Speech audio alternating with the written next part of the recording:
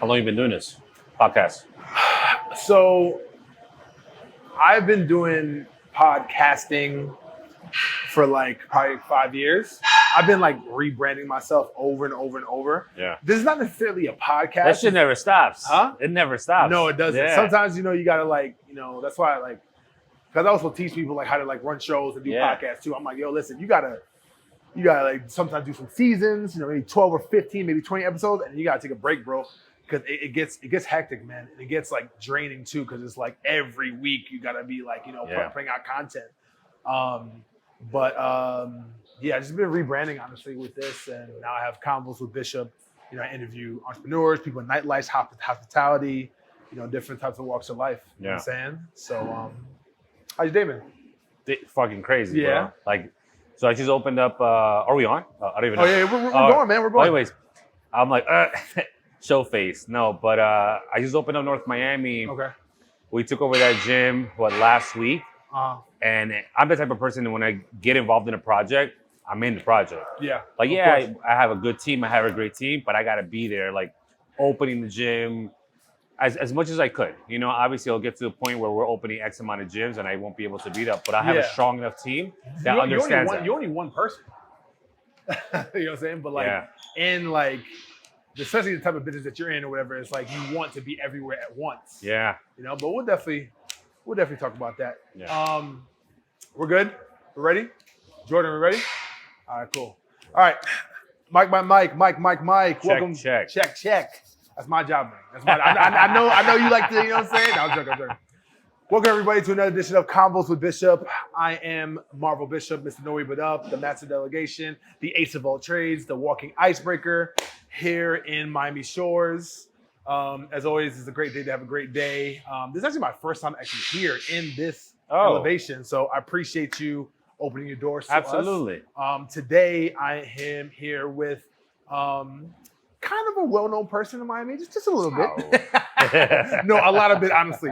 A person that is pretty much has cemented and has his staple in the fitness lifestyle and the gym entrepreneurship realm in the world is someone who I definitely respect, and definitely like extremely hardworking man. And also too, we're from the same city. We're from New York. So you know what I'm saying? So that's a connection right there. And honestly, that's the reason why I feel like we get NYC breeds a certain type of individual. Yes. Mr. Angel, man. Appreciate you. How are you, bro? Good, man. How are you? I'm good, man. I'm great, man. I appreciate you. So how you feeling? From a scale of 1 to 10, how are you feeling right now? I'm a 10, always. 10 I try my best. Always? Even if it's a 7, I don't say I convince myself, but I got to be at a 10. So as a person who is an entrepreneur, who is the leader of the conglomerate that Elevation is, do you feel like you always have to be on an emotional state of 10 or maybe let's say 100 because of the people who are depending on you? Like, how do you feel about that? Well, I just had a meeting with my team, and I try to. Obviously, you're your own person, and I want as much as I want to duplicate who I am and what I am with my team, because it's difficult when you have personal issues, financial, whatever it is, that can affect your workflow. Yeah. So I've made it a habit where when things go wrong, I kind of put my head down, and it could be the worst case scenario. You know what?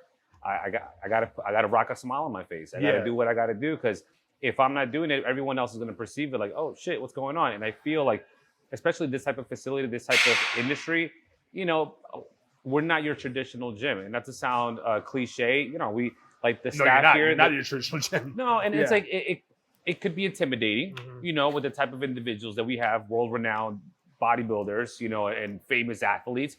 But at the end of the day, we want the person who's the first timer coming in. So the person at the front desk, that's the first person they greet. So you got to have a smile on their face. And I tell the staff, if you guys are having can I say? We can curse, man. We can do all that shit. Yeah, of course. Yeah. So if they're having a shitty ass day, just, what? I would much rather stay home, take care of that, because it's going to reflect what the gym is, the presence, the whole nine, the environment. So it's funny because I feel like a lot of people don't necessarily understand like how much of a domino effect, not necessarily businesses, but especially when it comes to running a gym. Yeah. But before we get into that, I would like to, as I always do, I always like to get to know, or let the audience pretty much get to know the person, you know, before he came here to Miami. Because like I said, you're originally from New York, Right. and you didn't just like, you know, you weren't born a gym owner. You know what I'm saying? I had So no like, you know, idea. I would love to like, you know, get to know you and pretty much your process and like, how did you get here? So, like yourself, well, I'm from Washington Heights, Manhattan, Upper Manhattan, above Harlem, up there, born and raised. And when you're raised in a city like that, you're, you know, I'm not going to sugarcoat it here. You're kind of fucked up. Mhm. You know, you grew up in certain environments and not the healthiest per se, emotionally, like financially. You know, so you see your parents, whoever you're with, struggle, and you kind of want to break a part of that. But at the same time, you're going through that school system. You're kind of engraved, but you're around so many people that kind of a dog-eat-dog world. So it creates a type of individual. So Concrete jungle. oh man, no school. You know, Yeah. back there you got picked on. You got well, you never got picked Oh, on. I don't think you never got picked on. No, I was bullied when I was little, honestly, as you can see. I Yeah, was you know. totally bullied. Oh my Okay. goodness. Yeah, if I was like 4'7", you know, I was the Mhm. shortest kid. So Mhm. with that, I was always, you know, you kind of build a foundation within yourself. At least most people do in New York. If not, you get crushed. Yeah. So moving forward, when I got into the work field and I started working, I realized, you know what? I'm not about this hood shit. I see people like, you know, whatever they're doing. And to this day, if I go back to my block to go to that area, I still see the same head sometimes. And it's sad, but they never got to break a part of that. I had the opportunity to be around certain individuals that they may not know it or not, but they definitely had an influence on me where I'm like, oh shit, like, what's that? Like, what do you mean you can own something? What's the business? You know, so my parents are immigrants, you know, they workaholics. I grew up From where? Ecuador. Okay, cool. So- Both parents? Both parents. Nice. Okay. So it's like, you know, you see them me growing up, and I'm like, their mentality is, I need overtime. I need to work. I need working. I never saw my dad. He was working on the weekends. So Yeah. when I got into that, like 13, 14, like, I can't ask my parents, hey, can I get this? They just kind of like slap me in the back of the head, go get a job, you know? Mhm. So that kind of, at the end, I was like, God, this is crazy. But Yeah. now I'm like, I couldn't have asked for a better learning experience. So fast forward, like my real estate finance, I did very well from a very young age, like 20 years old. I got into real estate, you know, like an agent. But I realized that's when I started developing as a professional, where I wanted to not only become an agent. I was like, so how do you become a broker? What do you mean you can own a brokerage? And then I'm doing all these deals with people buying homes. I'm like, what do you mean I could do this for myself? Yeah. So by 21 years old, I bought my first apartment. 22, bought a multifamily in the Bronx. Nice. 23, bought a house. Again, I was 23 years old. Bro, I was doing well, but I was also, I wasn't emotionally or financially responsible. So I made a lot of fucked up decisions. and Dive mistakes. into that if you can. Absolutely. No, it's like, man, you're 22, 23, you're from New York, you start getting a bit of cash, you start blowing it. You go into the clubs, buying bottles, you know, I want to buy a car all cash. Yeah. So I had a certain type of mentality and I thought it would never end. And that was prior to 2008 with the whole kind of the market, you know, went upside down. Mhm. So when that happened, I got into banking. And I worked for JP Morgan Chase. Really? Okay. I went through their schooling system. I was on a contract with them. You know, had my Series 6, 63, Health and Life. I was a banker, a retail banking. And I was there for a year, but I would always be in the gym. Like I would be suit and tie, always like up until my mid-20s. But I always wanted to be in the gym, reading, you know, Flex magazines, whatever it was. Mhm. So I told myself, I went through a period of my life where I came down to Florida the first time I was like 26 with money in the bank. I had cash. I had this income from the properties. 2008, that time hit, Yeah. and everything went upside down for me. Like literally, I went from having X amount of dollars to my credit score was at a fucking 430, 420. I was, you know, upside down. When you go over your account, overdrafted. And at that point, I remember I had been living alone. I had a certain lifestyle. I went back to my mom's house at 26, more or less. My mom was like, oh, well, open arms, come back home. Yeah. I was there for about 3 months, but I was like, you know what? If I'm going to do this again, I'm not going to fuck up again. So with that said, I got into fitness. And I remember at that time, I Googled like, or researched what's the best gym. And at that time, it was, can I drop names? Like, Of course. Right? Equinox. Yeah. Mm-hmm. So I have an extensive amount of work with Equinox, and they're a high-end luxury fitness. Mm-hmm. type of facility, and I'm a meathead. I come from the like a different type of fitness like environment, like the powerhouse and the Gold Gym. And exactly. Mhm, But yeah. I wanted to work in the best facilities, and I got the opportunity to work for Equinox, where they have a certain system why their entire team is successful. So they almost didn't hire me because everyone that's there as a trainer, I came in, they have their degree in exercise science, physiology. Mhm. I'm like, here's this kid with like telling us he can do some sort of fucking training. He has no idea what anatomy, basic anatomy is. Mhm. So I schooled myself through that. I got certified, and I started doing well. And similar to real estate, similar to banking, I'm like, what's next? So the next part for me is to go to another gym that with a higher income type of people. Like I went to sports club, and then from there I went independent. And then from that, I remember I was going from like apartment building on the east side to the west side, Yeah. transportation. I was spending a lot of money, but I was making a decent amount being a personal trainer. A buddy of mine called me up. He's like, "Yo, Equinox is hiring for membership advisor, meaning selling memberships." I was like, "Yo, I'm not like how much I'm is not it?" a sales guy. Like, Yeah. you know, But you know what? I said, fuck it. I took it. And it was probably one of the best learning experiences not only on a fitness side, but on a sales entrepreneurial side. Because you're managing, first I manage my own clients. So now I get to manage the clients, their training sessions, their membership experience. And from there, I'm not going to tell you the whole story, but fast forward, I decided to move here. I worked for a few companies. I actually saw what companies should do. And I also saw an opportunity here in Miami. I had like 4 different gym memberships just because I couldn't find the right fit.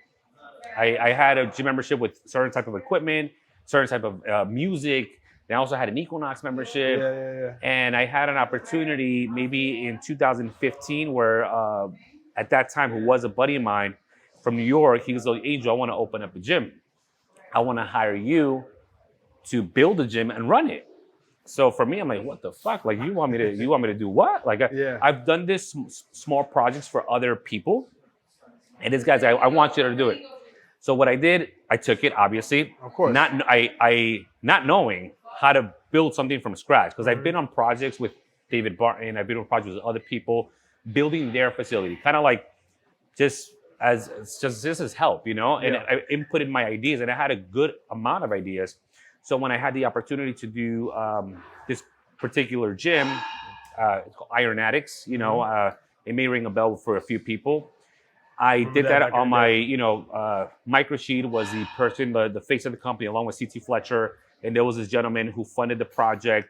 And actually, it's probably the first time I really talking about this. I don't, because it was a business that I did successfully with the assistance of social media and all these influencers. And it was a real gym. For me, it was the first real gym in Miami that had a kind of a real grit to it, a real environment where people wanted to work. Mm-hmm. However, it was very aggressive, like in the sense that when people came in, they were intimidated. Females were intimidated. Yeah. Fast forward, the guy who owned the business, he was involved into some funny online pharmaceutical business. Yeah, I know the story. Yep. Mm-hmm. And yeah, I got a call at 5 a.m. I didn't even know that you were even involved in not in the funny business, but involved as far as the operation. Yeah, I had no idea. That was my baby. That was before Elevation. Yeah. That was. I found the location. I did everything. I created everything there. So when it hit the fan, I remember I got a call from the front desk. They were like, Dea is here. And in my head, I'm like, Dea, who's Dea? DEA. Yeah, word up. DEA. And I'm like, and I just moved across the street. I opened my shades, and I'm like, holy shit! It looked like about to go down. It's about a movie. It was a SWAT team. It was crazy. And I remember calling my dad. I'm like, listen, he was in town. I'm like, you're gonna have to come have my dogs. Just come here, take care of the dogs. I have to go downstairs. I didn't do shit, but just know that I may just get arrested because I have no idea what the fuck is going on. So when I go downstairs, they were like, Angel. I'm like, oh yeah. The first thing, you have nothing to worry about. This has been a 4-year investigation. We know absolutely everything. So it was the biggest sigh of relief. Mm-hmm. They had a few questions, but I just couldn't believe the amount of shit that was going on underneath my nose, underneath everyone's nose. And whatever, that happened. And then I'm like, shit, do I go back to work for Equinox? What do I do? I took my phone, I had Instagram, I put a post, hey guys, I don't know what's happening. I'm sorry, we're kind of addressing the situation. And I went to where downtown is. So we were negotiating that spot prior, maybe like a couple months. So I actually knew the landlord. And I was like, hey, is it possible to get in there? I just want to have a meeting with the members. And about maybe 50, 60 people came through. Again, my following is not what it is today or even back then. But people came through. I had a good influence of people. When they came through, I was like, listen, I don't know what the fuck is going to happen, but I promise you I'll do whatever it is to make something happen. So at that point on, a buddy of mine, he goes, Angel, why don't you open up your own gym? And I'm like, because you need fucking plata, you need money, you need capital, you need to be able to like fund it. And the guy was like, listen, you know how this operates, you know all the numbers. Absolutely, I could like off the back of my dome, but I just didn't know how to articulate it on a spreadsheet, on a business plan. So he assisted me with that. Yeah, bro. In like a week, I had probably like 7, 8 offers. People just throwing money at me. I couldn't believe it. I was like, I was so overwhelmed. I decided to go with a certain a group of partners at the time. I started that project, Elevation. And that another funny little story to that is that there's this magazine company called Muscular Development. Okay. They did an interview for Iron Addicts like a month prior. The article was going to be published. The guy hits me up. He goes, Angel, I can't publish this article anymore. I was like, bro, it's perfectly fine. Just don't worry about it. We'll scratch it.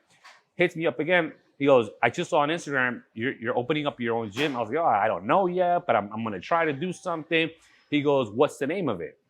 And I had a few names, and this one just fucking Elevation. the play with the A and the letters. And I told him, Elevation Fitness. That's going to be it. So I got a quick question. So do you think that your experience that you had with Iron Addicts made you as, no offense, as anal as you are? Because it's like, it's all about preparation. It's all about pretty much knowing everything and literally having eyes in the back of your fucking head when it comes to your bait. 1,000%, bro. I even when I opened Elevation, obviously it's an industry where you don't know who's taking what's going on. You have TRT, you have all these different. It's a gray area.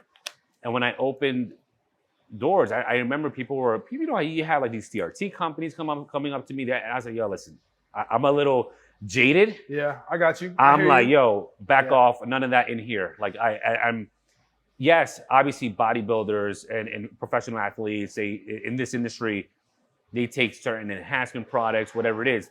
I'm not judging them. Actually, no. And I'll be I'm a professional athlete as well. So I would not judge.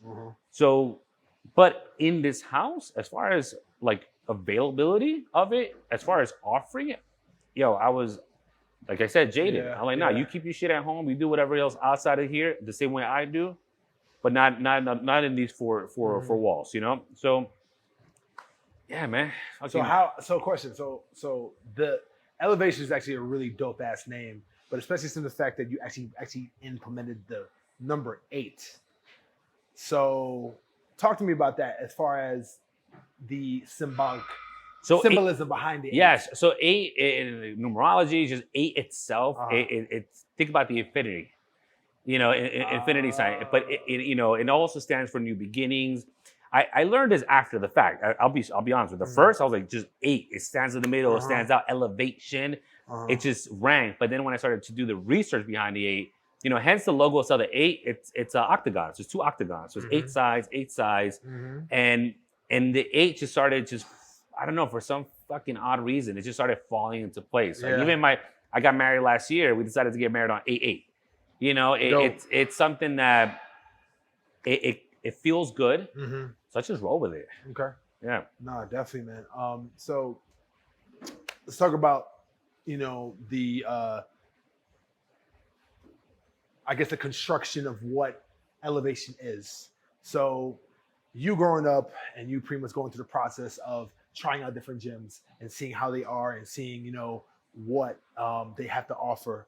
The one thing about Elevation that I love is that it definitely brings in different elements in different places into one. Yeah. Now, we already talked about how you got there, but how the hell do you manage that? Because those are different energies that you have to actually balance the dynamic. Because if you focus on, let's say for instance, you focus on regular people, right? But then if you focus on regular people, then maybe the bodybuilders and like the older people and the more experienced people, they get shunned out. Right. If you focus more on the models, then it becomes a little bit too, prissy is like not the right word, but it becomes more bougie. Right. But the thing is, like, you don't want to be more bougie, but at the same time too, you still want to keep like the level of clientele as well. 1000%. So that's my biggest question, honestly, for this whole fucking conversation is that how in God's name do you balance that? Or do you even think about that? I do. So there's a huge, actually, and it just, I want to say it just happened. Okay. A lot has to do with New York City. So did you ever take like public transportation, like the subway? Of course, right. Yeah. Metro, MetroCard, had all that shit. Bro, yeah. so when you get in the subway, you walk into a subway. First of all, I'm not saying the subway, I'm not comparing the subway system to the gym, but anyone that's buying a MetroCard, some people are hopping a train. Like say people are trying to sneak in here. Some people are valet drivers, bussers. Other people are barely making it. But then you have people the guy who just struck a $1 billion, $500,000 deal, or $500 million deal, buying that same MetroCard to take the same. So in one subway card, you have homeless, you have a millionaire, you have the guy barely paying his rent. You got it's such a melting pot of all these different cultures. So for me, the idea is, and this is maybe, and I don't sound cheesy, I don't discriminate. So I don't care if you white, black, gay, straight, tall, short, fat, la la la. For me, that is like in my blood because of where I grew up. Now I'll tell you, when I came to Miami, what I found a little not crazy odd is that it was very segregated. So the same mentality you have in New York, where everywhere as far as togetherness and melting pot. Right. I mean, it's definitely gotten a lot better now. But back when you started your shit, like, no, bro. Like, I came in 2009, I came to FIU, and it was not as together or as completed as it is now. Nah, even the gyms. You go to a hardcore gym, it's fucking hardcore. Heavy metal, this, that. You go to a gym in Hialeah, reggaeton, and whatever. You go to Equinox, it's Equinox, high-end motherfuckers, and good for them. And then if you go to the Planet Fitness, it's, so what I created is something that people want. And what people want also is community. Again, the reason why we are, and I'll say we're successful in what we do, is because you go to any other gym. Let's start with the big corporate gyms. At the end of the day, you're a number. They're looking for volume. They're not looking for quality. They're looking for quantity. So and I've been there. So they're like, as a person working for a facility, they're pushing numbers. They're like, you got to get this. Yes, it thrives on numbers and volume. You have to make money at the end of the day, but it takes away from the customer service. It takes away from the experience. Me, I walk in here as a member. I walk in, I'm working out, and I'm like, wait, we need this machine. Shit, we need this accessory. And then what I've done, which wasn't intentional, is as I built these different facilities, I created, like if you go to any of the elevations, biomechanically, they're all identical. Push, pull, arms, plate loaded series, cable station. But in my head, I know how to set it up. But by every gym, they're designed differently. As far as type of equipment, as far as like here we have like 2 or 3 old school pieces are nostalgia. Like people.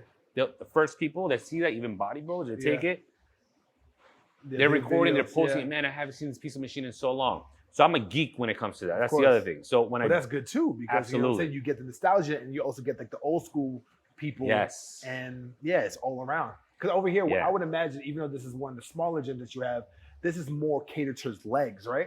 So that's what I've heard. People who work out here, they come just for legs.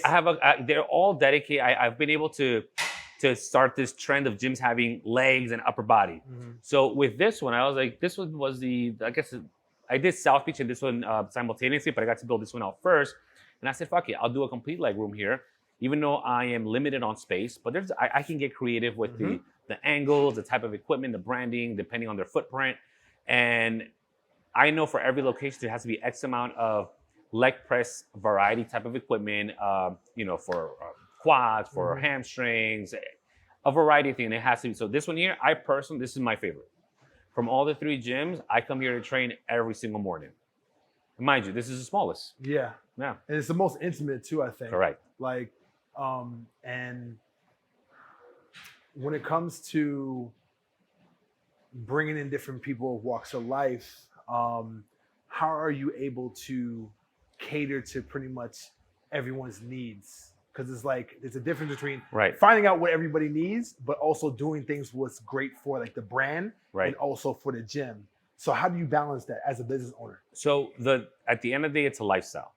So you walk into all the gyms, you have a lounge area, you have an eating area, you have a spot over there with a microwave, utensils, coffee. These are the things that whether you are a bodybuilder or a 9-to-5 or a brand new, you use these things in your daily habits. So not for nothing, once you start, if you let's say you're brand new to fitness, or even if you start working for a facility for our facility, people tend to get sucked into it because it's a positive thing in your life. So what doesn't matter who you are, what you are, how much you have, you want to be kind of have that positive mindset. You want to have those positive attributes in your lifestyle. So hence, you start seeing people organically come in here. Like I'll tell you, we haven't dropped. If I've done money in marketing, it's like an Instagram boost, but I haven't spent money on marketing. It's all been like organic, real, raw people that really enjoy this shit. And that's, for me, that's huge. So me coming in, like we just took over a gym in North Miami. I come in with peace. People were looking, oh, he's the bad guy. You know, who's this guy taking over? And I came in, I took my time. I spoke to, when they had their classes, I stood after the classes to talk to everyone. And I'm here. I need feedback. I need suggestions. This is your home. I'm just coming in. I'm just trying to make it better. So with that approach, the staff, the members, they've been receptive. It's been such an amazing transition. So I hope to have that type of influence as we continue growing as a company. Obviously, as you grow, you may lose a little bit of that. I just had a conversation yesterday with my partner, but I want to try to keep it as tight as possible. I think one of the things to keep it as tight as possible is to always never forget necessarily where you come from, right? And where like your first gym, which is the downtown one, and learning experiences from them. Yeah. So not only just like being a gym owner, but I think one of the biggest. Well, actually, you know what? Let's focus on that. I think one of the biggest challenges is to scale, right? Because you don't want to take too much attention away from everybody, right? You know, but at the same time, we're business owners, we're entrepreneurs. You know, we're not just here for the money, but like we're trying to be a family to feed and all 1,000%. that. And you know, we got a fucking empire to build. 1,000%. You know? Yes. So, what would you say like your techniques and like what your philosophy is when you and your methods when you do scale? Like for instance, when you went from downtown and where you went here first or so downtown, I started with 5,000 square feet. Okay. Then I expanded to 10,000. Okay. Then I had an opportunity to, actually, I was trying to find a gym tenant for the South Beach location. Oh, really? Okay. And the landlord was like, Angel, why don't you take it? Yeah. And I'm like, because you're too expensive. And he goes, well, throw me an offer. Yeah. I literally lowballed him and he took it. So at that time, my partner at the time, I went up to him. He goes, yo, this guy just took this offer. Fuck it, let's do it. Yeah. So literally a month later, there was a broker, a realtor here. She wrote to me. She said, hey, I have this opportunity for this gym space. And I told her straight up, listen, I can't. I just took on a project. I can't do two projects at the same time. And she's like, well, it doesn't hurt to talk. You want to meet there? I'll show you. But I was like, you know what? Fuck it. Let me just meet her. Yeah. Came here. I saw it. And same conversation. Listen, I love it. I think this is great. Money, as far as I got a certain budget for this gym. I can't fuck with that. She goes, well, just throw an offer, submit an offer. And I kind of went through the same feel. I told my partner at the time, I'm like, well, fuck it. If they take this off, I'm gonna just throw it. They threw it.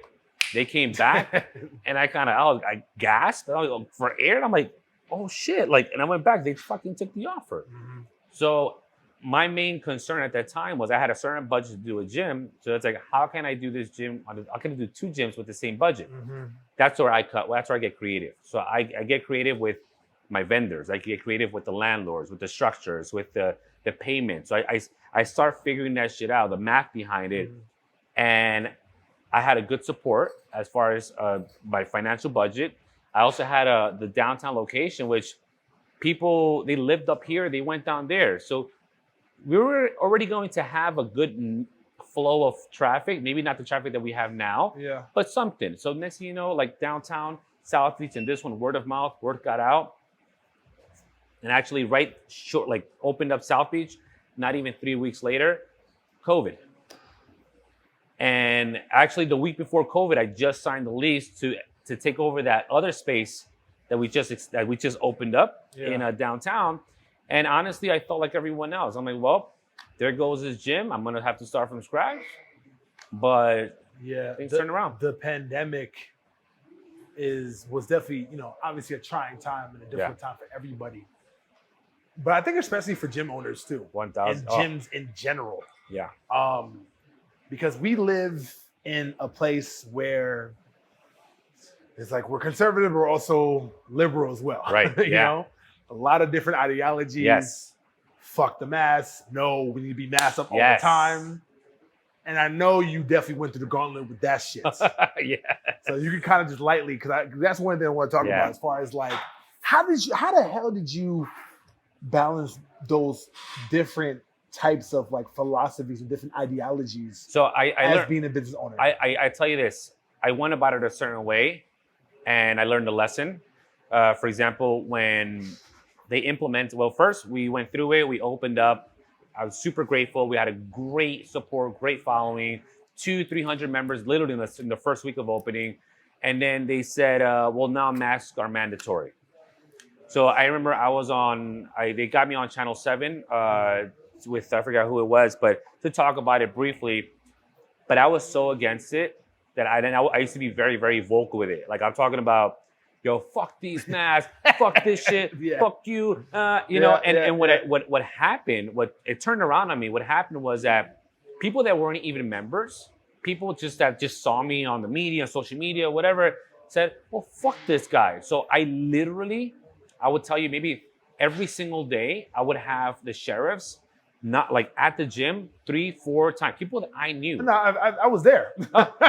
People that I knew. They're like, Angel, I'm so sorry I gotta be here, but they're coming. They keep on, and I'm like, everyone's wearing a mask, bro. Like, I'm doing my best. I can't. And he kept on and kept on. The first time that we got shut down, I wasn't there. I got a phone call. They're shutting us down, and I'll tell you a quick story. So they come in. I get the news. By the time I get there, they're leaving the cops, and I try to stop them. Oh, forget you guys. Forget me. We're out of here. Close your gym. So I'm like, what the fuck just happened? So I'm asking the front desk what happened. They have no communications, a paper. It was a little bit of a shit show. We were able to open up the next day. Fast forward another week, it happened again. But this side, they're telling me that I'm getting a fine. They're gonna they're gonna take my license. They're gonna do all this shit. But now what happened was, I reviewed our camera system, and I wanted to see what exactly happened. These same people that came in to shut down the fucking gym, the second they're inside the gym, they shut it down. They step into our parking lot. It's like 5 of them. They huddle in a circle. They take off their masks. They take out their cigarette box, their cigarettes, start passing and start smoking. And in my head, I'm like, yo, these motherfuckers are crazy. So what I did, I recorded it. I actually reached out to the deputy mayor at the time. With the mayor, I was in the chats with the mayors, and I actually got a call from the chief of police that they were going to go ahead and reorganize the team, the COVID task unit team, whatever. And if it wasn't for that, I think I would have been shut down. I don't know. Or I don't see indefinitely. You would have lost elevation? I don't know. Maybe taking away my license. I saw a lot of gym owners going through that shit. Yeah. So what they did, they reached out and they said, fuck it, Angel, we apologize for the inconvenience. We're going to circle back. Mm-hmm. And a day later, I had to pay like a fine, but they allowed me to open. Good. After that, when I tell you no one came through the door, no one came to fuck with us. So I was like, these motherfuckers. And then they told me, there's just people that just call. They're not even members, or they could be members. We got haters. We got this. I'm like, at the end of the day, I learned, at least on that side, to shut the fuck up. You know what? Let me just be quiet. I see it's fucked up, but how politics rules these small businesses. Mm-hmm. So I'm like, you know what? Just fall back, do what you got to do, manage your business. Don't be so opinionated in this. And I am when I talk about it, I'll tell you how I feel. Yeah. But before I was very, very out there, like, yo, like, nah, Yeah, and I guess that definitely prepared you to, as a entrepreneur and as a business owner, to really pick your battles, right? 1,000%. I think it was a level of maturity on my end that I had to improve. Yeah. Yeah. Yeah. I mean, because Excuse me. at the end of the day, even though we may have like, certain opinions about the vid and everything else too, I mean, people have died. Like people have 1000%. support has definitely lost their jobs. I know people who came here from, they came here from somewhere else, whatever, and they left when they went back to their home country. It was a fucked up state. But we definitely are at the end of the tunnel with some light though. Like, it seems like it. I hope so. I really hope so. I really think that, and not to change this into a pandemic talk, whatever, but like we really cannot afford for that shit to happen again. I don't know what the fuck I would do if that shit happens again, let alone you, because you run like 5 different fucking clubs. It's sad because we were able to hold it down. Luckily, I've managed my business correctly, but there are other people that manage their business like a mom and pop. Yep. And it was so sad to see some of these businesses, not only in this industry, but just across the spectrum, just fucking closing. Yeah. Businesses were around for fucking 10 and 20 years. Yep. 10, 20, 30, 40 years, just belly up. Yeah, man. It was fucking crazy. But I'm glad we came out strong, stronger actually. Yeah. And and for me, it's just like, all right, what's next? So speaking about what's next, so you got the North Miami one that's coming out, and also you have and the Kendall one too. Yeah. So right now, just North Miami, we're trying just took over that last week. It'll take about a month to really kind of elevation it out, from the artwork to the equipment, and then the next one up is that will open is Vegas. So Vegas is in the next probably 2 to 3 weeks. I'll be out there, maybe less, just to set it up because I'm taking over an existing shell of a gym that it was. And then the one in Kendall is from scratch. So that's going to take a little longer. Yeah, the one in Vegas is actually very interesting because the last conversation we had in your office, you really shared with, the type of connections and type of relationships you have with these like massive, no pun intended, like bodybuilders and these influencers. And I really do believe like, that's definitely like a huge accreditation to your success. Not only just opening up Vegas, but overall. What do you think that attracts influencers to pretty much support a business idea like that? Because you're one of the only people I think that necessarily has no fucking marketing at all. That's accessible as they are, and that doesn't just. We talk about chance, but that doesn't just happen by chance. I think that a lot of people that not just I want to say especially gyms, they build something and they don't necessarily find value in what they're doing. And what I mean is that so when we open, bro, every influencer, not every, several. Oh, I have X amount of followers. Can I get a free membership? I would, shutting that shit down. Left, right, left, right. I am an IFBB pro. What can I train for free? I'm talking about with some real fucking entitlement. And I'm like, no, hold on a second. I'm going to build one of the sickest fucking facilities to train at. I'm going to accommodate as much as possible. And even, for example, the trainers, the way the trainers are set up here, and I'll give my business away because I will love to see other facilities even function in this way, whether they're elevation or not, because at the end of the day, trainers, which is kind of the bread and butter, they're the ones in here training their clients, talking about where they work at. They work at other gyms. They're forced to wear that gym's shirt. And that's a difference. There's another difference I love about you. They're forced to give a percentage of their of what they earn. So I'm like, fuck this shit. I've been even because I've had people tell me, oh, Angel, you're dumb. You could charge your trainers. You could take X amount of percentage. I'm like, bro, I've been a trainer, and the reason why I left facilities is because I wasn't making enough money. I wasn't valued, or I wasn't taken serious. So here, we have a flat rate for the trainers. Trainers come in, they play their flat rate, they're insured, they have their credentials, and they come with their clients. Some trainers charge fucking $300 a session. Good for them. I don't fucking get involved. And I was like, we just took over the location in North Miami, and I told these trainers, they were telling me how much they charge. I'm like, you guys should be charging more. Like, not only because, like, you as professionals, you are constantly reinforcing your education and your professionalism, what you do, your clients value that. Yeah. And if you can't see it for yourself, your clients are not going to see it. So hence, you work in a facility like this, and we can offer you the accessories, the equipment, whatever you need. I'll put it out there. And those are the type of clients that you want in your fucking facility. Yes. Ding, ding, ding. Yes, yes. You know, and then it's a full circle. So I try to have that refrigerator full all the time, all locations. We sell meals. We sell a lifestyle. Yeah. So when people walk in for the trainer, it's fucking butter. Yeah. It's like they're in Candyland. They're like in the fucking toy store. Yeah. So you set that up, you know, and I would say, like, you see a lot of turnover with a lot of facility with their trainers.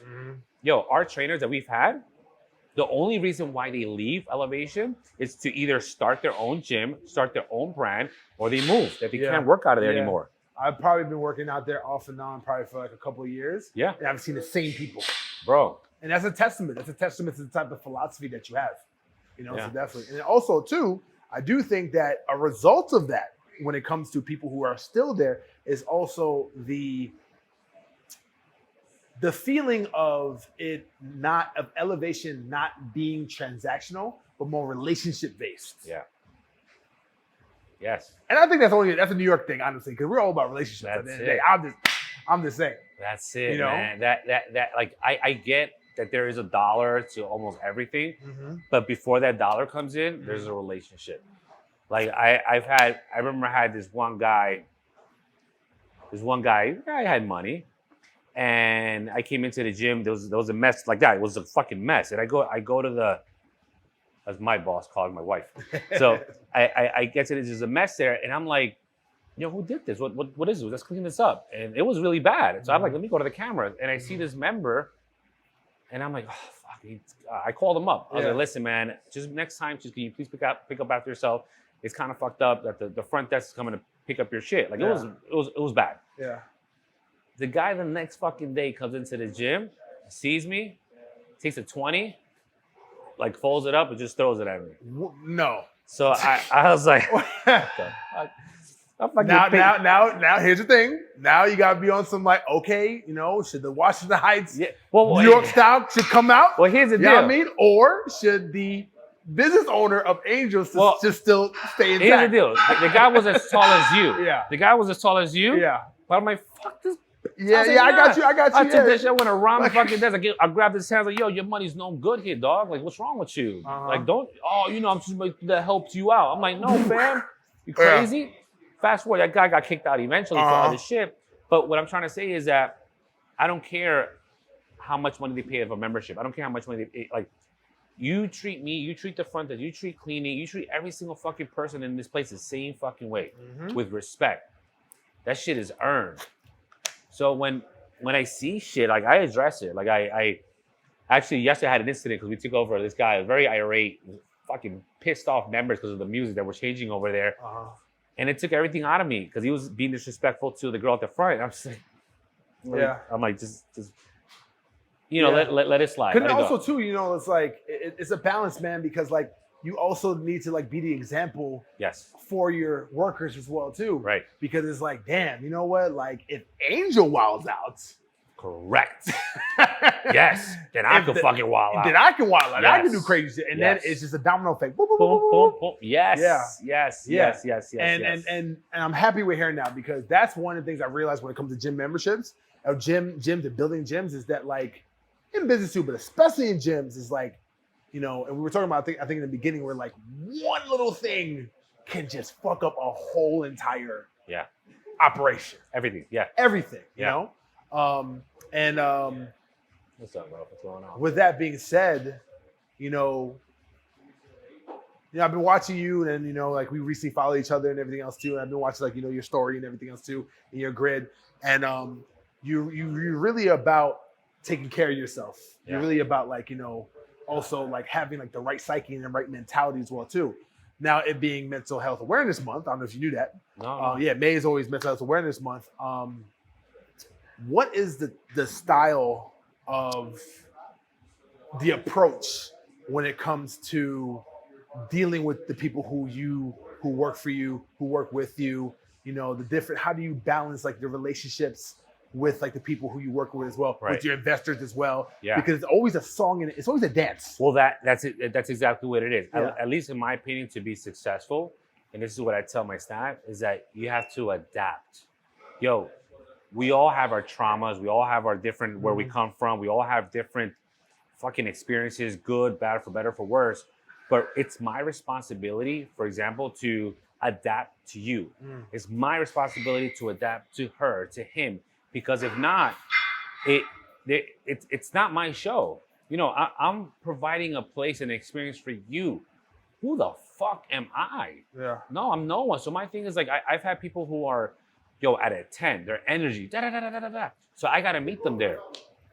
I got to meet them there. Then you got people that are very timid, very shy. Yeah. So guess what? Even body language, I step back. Uh-huh. How are you? Absolutely. Yeah. You know, there are people that just want the price. So you have to adapt to every single personality. And when people, whether it's a staff, whether it's members, you don't know what they went through. Yeah. You don't know if they're having a shitty day. You Yeah. don't know if they're having a great, whatever it is. But at the end of the day, a smile and a welcome and warmth, it'll hopefully help that person make their day even better or turn that shit upside down. Yeah. Yeah, man. Yeah, definitely. No, well said. Well said.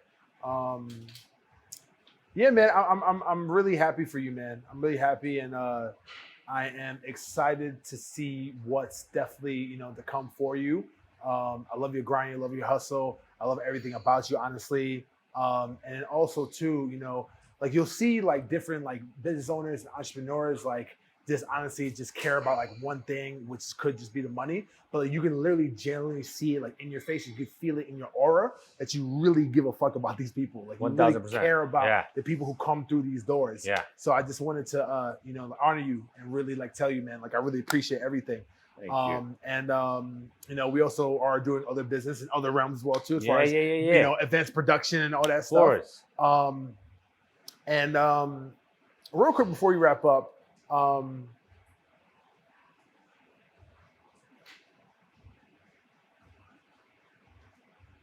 another thing that I like about you is that you see past the dollar. Right. Like not everything is necessarily like, oh no, like I gotta get this money, this and that. Like things can actually look into a bigger picture when it comes to collabs. Because if that was the case, then like we wouldn't have the agreement that we have. Absolutely. But we see the bigger picture. 1000%. And I think a lot of people here in Miami, they're just too damn money hungry to the point where it's like, yo, fam, like I understand, plata. I get that. You're right, man. But that foresight that you can have in order to really see the bigger picture and not let smaller things get in the way can really pay off. No, like you said it. It's a bigger picture. First of all, it's a business. Yeah, we have a membership. There's a certain date. We're pretty. We have our rules or policies. But when it comes to collabs, when it comes to partnerships, I even tell the staff, sometimes you get people in certain situations. I'm not saying and the reason why I like to kind of be black and white with certain situations because it's unfair if we treat one person and not the other, But with partnerships, like, bro, not to get even to it, I brought in. I have a new partner as of November. Before him, after post him, I see how he works. I see how he is, and I made a few sacrifices in my life. And I'll tell you, financially, for the better of this company and for all of us, from the front desk, for everyone. Where like, I'm not thinking about tomorrow. I'm thinking about fucking 5 years from now, 7 years from now. Build a fucking legacy. Yeah. And not for nothing. That has a lot to do with the current partner that I have.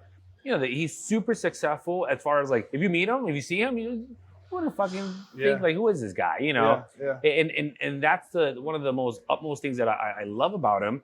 And he's also a mentor and teaching me how to go about this way and thinking long term, like